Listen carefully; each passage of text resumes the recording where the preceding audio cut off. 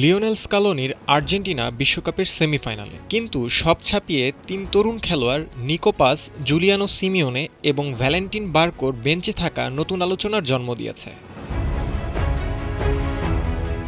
Knockout পর্বের দুই match মিলিয়ে এই তিন তরুণের খেলার সময় মোটে 0 মিনিট, অথচ ক্লাব ফুটবলে এই তিনজনই ছিলেন দুর্দান্ত ছন্দে।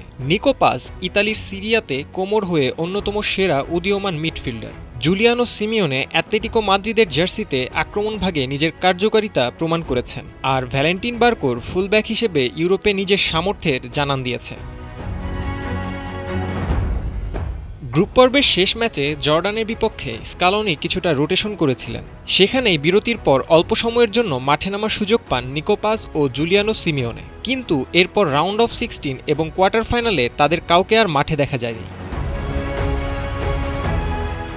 এ বিষয়ে স্কালোনির যুক্তিও স্পষ্ট, নকআউট মানেই ভুলের সুযোগ নেই, তাই তিনি ভরসা রাখছেন অভিজ্ঞ এবং পরীক্ষিত ফুটবলারদের ওপর। সেই কৌশলও সফল হয়েছে। মিশরের বিপক্ষে নাটকীয় প্রত্যাবর্তন, এরপর সুইজারল্যান্ডকে হারিয়ে সেমিফাইনালে জায়গা নিশ্চিত করেছে আর্জেন্টিনা।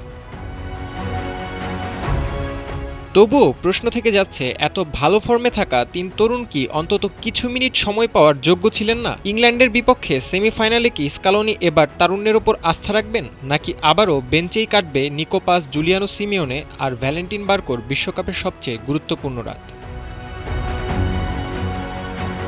শাফায়েত নূর, টাইমস টুডে।